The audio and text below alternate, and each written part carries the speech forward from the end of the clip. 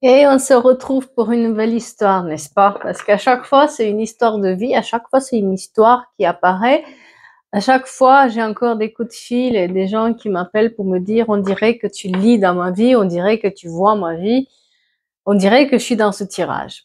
Bon, ben, écoutez, si ça vous parle, tant mieux, mais prenez ce qui ça résonne en vous, en fait. Et aussi, la distinction entre du général et particulier, d'accord? Donc, adaptez vraiment à votre situation et sachez que tout ne peut coller, tout ne peut pas coller tout le temps avec tout le monde. On est bien d'accord. Sur ce, de quoi on parle aujourd'hui? Quelle est cette histoire? Voilà. Alors, j'ai une question pour vous. Est-ce que quelqu'un vous a déjà dit tu ne seras jamais rien sans moi. Tu ne feras rien sans moi. Euh, Tu seras personne sans moi. Est-ce que vous avez déjà eu ce type de personne dans votre vie? Parce que moi, j'ai ici une énergie forte féminine qui s'exprime, qui, on dirait qu'elle a mis à la disposition beaucoup d'énergie pour quelqu'un, beaucoup de tendresse. Et elle a mis presque ses rêves de côté pour une certaine personne. Euh, elle a tellement retardé ses rêves qu'à un moment donné, ça a tourné un petit peu cette histoire qui devrait être une belle histoire, a tourné au vinaigre. Peut-être vous vous êtes rencontrés sur les amitiés, vous travaillez ensemble, il y a une notion de travail qui se faisait ensemble. Peut-être vous travaillez pour cette personne, c'était votre boss. Vous vous êtes devenus petit à petit plus proches. Et puis, ça peut être aussi sur les amitiés, soyons clairs. Et puis, à un moment donné, ben, ça a tourné au vinaigre parce que j'ai l'impression que il y avait quelqu'un qui se mêlait à cette histoire. C'est-à-dire que peut-être cette personne, c'était quelqu'un qui était d'apparence très gentil, très très convoité, quelqu'un peut-être qui avait un certain charisme, une certaine situation sociale. En plus, comme vous l'avez aidé, cette personne, elle a grandi aussi financièrement.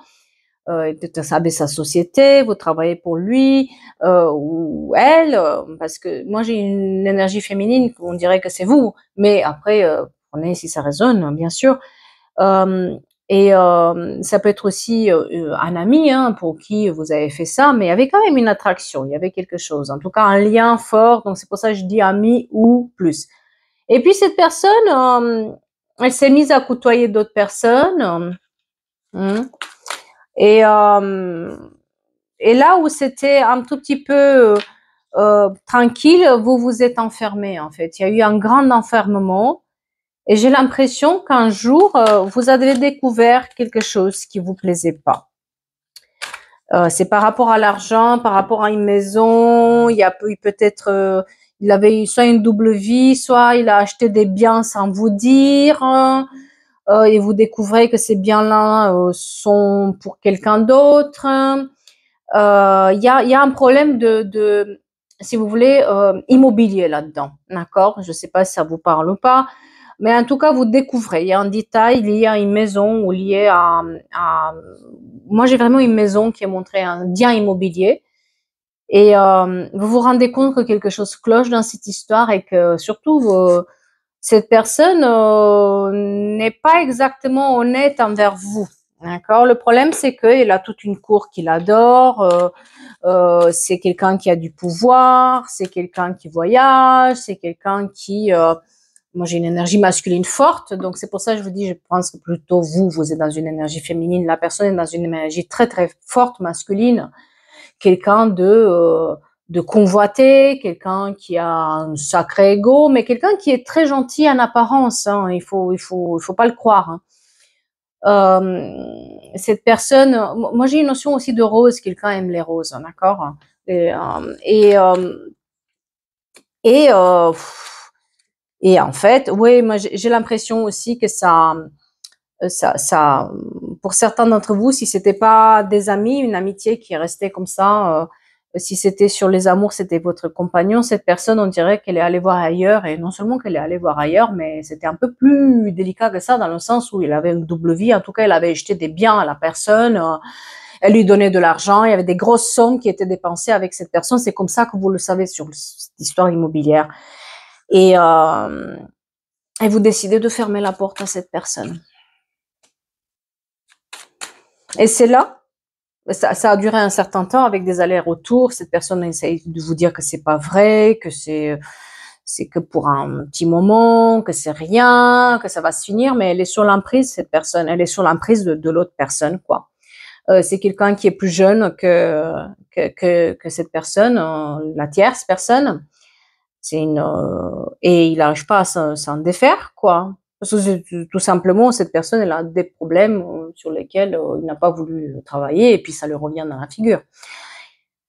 Mais on va pas se soucier de cette personne, n'est-ce pas? Parce que j'ai l'impression que vous lui avez fermé la porte au nez, et il s'y attendait tellement pas. Elle pensait que vous étiez sur l'emprise, et sur l'emprise pour toujours. Le problème là-dedans, c'est que donc elle vous a dit cette personne vous a dit cette célèbre phrase: tu ne feras jamais rien sans moi, ou les variantes: tu ne feras jamais rien sans moi. Voilà. Mais moi, j'ai pas ça en fait. J'ai l'impression que la vie vous donne une chance de prendre votre revanche. Voilà. La vie vous donne cette chance d'ouvrir une nouvelle porte, de trouver la tranquillité sur l'enfermement que vous aviez avant, de faire de l'argent, de partir en voyage, de faire toutes ces choses que cette personne faisait, quoi. Vous avez opéré un sacré changement, c'est-à-dire que le fait d'avoir dit non à cette personne, ça vous a pesé vraiment beaucoup. On va être dans les béliers, taureaux, gémeaux sont importants, et le printemps aussi est important, il y a un nouveau départ. J'ai vraiment l'impression que vous avez opéré un changement sur vous, c'est-à-dire que vous avez pris les clés à main, et soit vous avez passé des examens, des concours, soit vous avez repris l'école, soit vous vous êtes mis tout seul à faire votre business. En tout cas, il y a cette notion de j'ouvre une nouvelle porte dans ma vie, et je fais les choses. Et j'ai l'impression que le plus grand cadeau que la vie a pu vous offrir, c'était d'avoir eu le pouvoir de dire non à cette personne. Cette personne, elle est sur l'emprise d'une tierce personne, ça c'est sûr.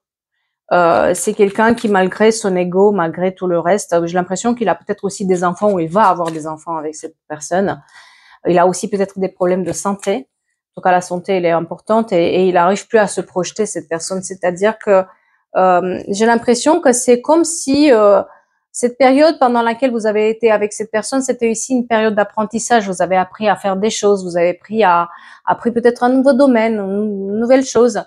Et ce qui fait que aujourd'hui, vous êtes en train de mettre en place des projets, et ça, au départ, ça vous réussissait pas parce que vous avez peur de vous projeter, vous avez peur d'être à votre compte. Quand cette personne vous a dit tu seras jamais rien sans moi, eh bien, c'est bien rentré dans la tête. Je pense que vous avez cru dans ce truc-là. Et enfin, à un moment donné, vous commencez à vous protéger. Et c'est là où vous commencez à avoir de la chance. Quand vous vous séparez définitivement de cette personne, parce que ça dure un certain moment. Attention, moi j'ai une situation où la séparation dure longtemps, d'accord? Et puis on n'a pas forcément ce qu'on veut. C'est vraiment pas très agréable pour le moral, cette situation. Mais au moment où, en fait, on souffle, au moment où on se sépare, c'est là où il y a la chance de notre côté, le miroir magique. Les choses se mettent en place petit à petit, et surtout sur le côté professionnel, côté argent. J'ai l'impression presque que c'est comme si finalement vous devenez quelque part l'ennemi de cette personne, dans le sens où les clients ou les amis que cette personne avait avant viennent vers vous, vous donner des nouvelles, ou viennent vous dire ce qui se passe. Tout se met en route, et en fait j'ai beaucoup de réunions, beaucoup de choses. Voilà, c'est vraiment la séparation. C'est vraiment ce que je disais. La séparation, c'est un cadeau. Le meilleur cadeau que quelqu'un vous a jamais fait dans cette vie, c'était cette séparation de cette personne qui vous a dit que vous seriez jamais rien sans elle. Ce qui est faux, parce que vous êtes beaucoup plus que ce que vous espérez. En fait, vous allez faire de l'ombre à cette personne. Votre meilleure vengeance, c'est celle de réussir là où cette personne disait que vous êtes bonne à rien. Et moi, j'ai la naissance des nouveaux projets et des distances qui vont être parcourues, peut-être des projets à l'étranger, ou en tout cas, il y a une distance. Il y a des voyages qui vont être faits. C'est pour ça, je vous dis, ça ressemble beaucoup au métier de la personne qu'elle faisait avant, la personne avec qui vous vous êtes séparés, mais c'est vraiment la mer, elle est importante, ou l'océan est très très important pour quelqu'un. Tout ce qui est les planètes, l'alignement des planètes, quelqu'un peut-être fait de l'astrologie ou aime l'astrologie ou regarde les étoiles, d'accord? Eh bien, figurez-vous que le fait d'avoir mis les distances, c'était le meilleur cadeau que vous vous êtes fait aussi à vous-même et que la vie vous a fait. Parce que j'ai l'impression que vous aviez un autre chemin, qu'il fallait prendre un chemin où il fallait s'exprimer de l'intérieur. C'est-à-dire que votre enfant intérieur, il s'exprimait pas. On va voir les blocages qu'il y avait par rapport à cette situation. Alors, quels étaient les blocages par rapport à ça? Ouais, c'était le fait de pas se faire confiance, de avoir aussi un corps physique qui était souffrant parce que peut-être vous aviez un petit handicap ou quelque chose qui faisait que vous croyiez pas en vous. Vous étiez pas conscient du tout de vos valeurs et de vos capacités. Et vous aviez du mal à vous pardonner à vous-même et se respecter, l'amour de soi, se respecter. C'est comme si, en fait, vous vous cachez derrière, en fait. Vous osez pas sortir dans la lumière, vous avez peur peut-être aussi de la réussite. Certains d'entre nous ont peur de cette réussite, ont peur de se montrer, ont peur d'être critiqués, ont peur d'aller dans le conflit, etc. Et puis, petit à petit, vous apprenez à faire ça, en fait. Et vous comprenez qu'en fait, vous avez cette force que vous pensez pas du tout avoir. Vous l'avez en vous, en fait. C'est juste que elle s'exprimait pas par la peur de la réussite. Mais moi, j'ai quelqu'un qui va avoir une certaine carrière, une sacrée carrière même dans ce domaine qu'elle choisit. Mais c'est quelque chose qui ça vous inspire, c'est-à-dire que ça va être quelque chose pour lequel vous êtes passionné. Vous êtes passionné, même si vous connaissez rien. Vous l'avez fait, peut-être en commençant avec cette personne. Vous avez mis les bases avec cette personne, les fondations. Mais ces fondations étaient mouvantes parce que ça dépendait beaucoup de cette personne. Ça ne dépendait pas beaucoup de vous. D'accord? Ça peut, comme je disais, ça peut être un ami, comme ça peut être sur le couple. D'accord? Cette personne, c'était sur le couple ou un ami. Mais en tout cas, j'ai l'impression même que vous allez racheter des biens qui étaient à cette personne parce qu'elle aura plus l'argent pour s'en sortir. Hein. Elle est tellement sur l'emprise de la tierce, cette personne, que j'ai l'impression que quand vous allez vous en sortir, quand vous allez avoir une certaine prestance, vous allez voir que l'argent rentre tous les mois, que vous vous en sortez, que vous avez du succès, que ça marche pour vous. Quand vous déclenchez ça, cette personne, c'est exactement l'inverse. Ça commence à diminuer parce que comme elle est sous l'influence de la tierce personne, cette personne, elle a tout compris, elle lui prend tout en fait. Et même, il se peut quand même vous racheter des choses, des parts de société ou des parts de maison de la part de cette personne. Il y a un contrat, un contrat sur l'hérédité. Donc, si vous aviez des enfants ensemble, peut-être vous allez devoir protéger les enfants, d'accord? Mais en tout cas, j'ai un contrat là-dessus et vraiment et le retour de l'amour, bien sûr. Hein, mais je pense que c'est la partie qui vous intéressait le moins dans cette histoire, c'était de vous en sortir de cette situation. Et au moment où vous en sortez, vous avez aussi le succès, vous avez aussi l'argent, vous êtes bien entouré. Et c'est au moment où vous allez réussir, où vous allez sortir la tête de l'eau, vous allez voir mieux la situation, vous allez comprendre la force que vous avez en vous. C'est là où il va falloir faire attention parce que j'ai l'impression que cette personne c'est là où elle va être moins intéressante pour la tierce qui lui a tout pris, qui va l'abandonner comme ça. Et c'est là où peut-être elle va vouloir revenir, mais je pense pas que moi j'ai le choix. J'ai le choix, mais il y a beaucoup de jalousie, c'est-à-dire que j'ai l'impression vraiment, vraiment que cette tierce qui s'est mêlée de votre vie a pris tout et a détruit tout. Pour vous, c'était un cadeau de la vie. Mais pour cette personne, c'était vraiment un fantasme irréalisable parce que il lui a tout pris. Cette tierce lui a tout pris, il va tout lui prendre. Et, euh, je vous disais, c'est vous qui allez racheter les parts et il y a un échec. Moi, j'ai le retour de cette personne au moment où elle va tout perdre, elle va comprendre en fait ce qu'elle avait à la maison, c'était beaucoup plus important que tout ce qu'elle pouvait voir dans cette tierce. Il était juste sous l'emprise. Mais pour moi, il y a un échec, c'est-à-dire que les jeux sont faits. Et une fois que vous avez claqué la porte et vous avez compris que vous pouvez vous en sortir par vous-même, vous avez fait ce travail-là, vous voulez plus de cette personne. Pour vous, par contre, j'ai de l'évolution, le changement. Les choses se font étape par étape, d'accord? C'est comme un escalier et petit à petit, vous bâtissez les choses. Si vous étiez célibataire pendant un certain temps et vous aviez pas de la famille, là, vous allez avoir de la famille parce que moi, j'ai la réalisation sur la famille. Et si vous aviez des enfants, etc., j'ai l'impression que c'est vous rencontrez quelqu'un, mais c'est vraiment pas votre priorité. Votre priorité, ça va être vraiment de protéger votre famille pour que ces choses-là n'existent plus. Attention, par contre, j'ai beaucoup d'accusations, beaucoup d'instabilité côté la personne qui vous a dit tu seras jamais rien sans moi. Cette personne, avec le temps, elle va venir vous accuser, elle va venir vous créer des problèmes parce que vous ne voulez pas la reprendre, d'accord? Mais sachez que vous allez avoir la victoire sur toute cette situation. In fine, c'est plus la victoire de votre côté. Comme je vous disais, c'est un cadeau que vous vous êtes fait, c'est un cadeau aussi de la vie. Cette manière de finalement se rendre compte qu'on est plus fort, qu'on n'a pas besoin de ces personnes-là dans notre vie, qu'on peut s'en sortir. Et au moment où on apprend à se respecter, il y a quelque chose de beau qui se déclenche. Et malgré tous les querelles, malgré toutes les accusations, malgré toute l'instabilité, j'ai beaucoup de chèques qui sont signés aussi pour cette personne, et donc elle s'en sort pas.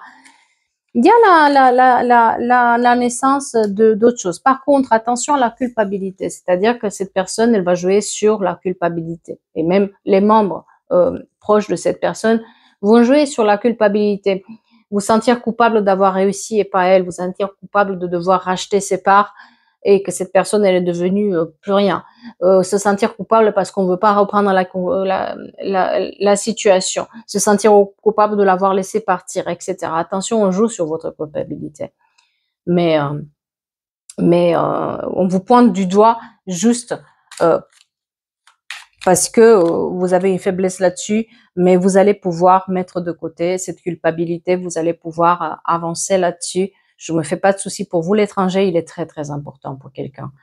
Moi, j'ai quelqu'un qui a une énergie féminine dans les affaires, qui aime ça, qui aime sa carrière et qui s'en sort très, très bien sur ce côté-là. C'est pour ça que je vous dis, et peut-être vous êtes avocat aussi, vous avez toute cette notion. Moi, j'ai la notion de loi. Donc tout ce qui est contrat, avocat, port d'uniforme, médecin,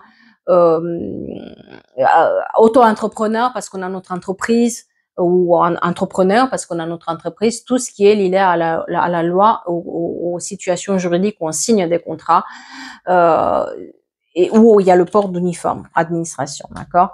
Et attention aussi, voilà. Voilà. Pour moi, j'ai pas de souci sur le côté travail et sur le côté travail, sur l'avenir de ça. J'ai l'impression que vous mettez un tout petit peu votre, comment dire, votre vie amoureuse, c'est pas ça qui compte. Même si, en lâchant prise là-dessus, je me fais pas de souci pour vous pour rencontrer une bonne personne, mais vous allez prendre le temps d'analyser la situation parce que comme les carrières comptent et comme vous voulez plus perdre ce que vous avez et surtout si vous avez des enfants, vous voulez pas que ces enfants souffrent à cause d'une nouvelle personne. Voilà, vous tenez un peu discrète votre vie amoureuse. Moi, j'ai aussi une rencontre, d'accord, une rencontre avec des enfants à la clé.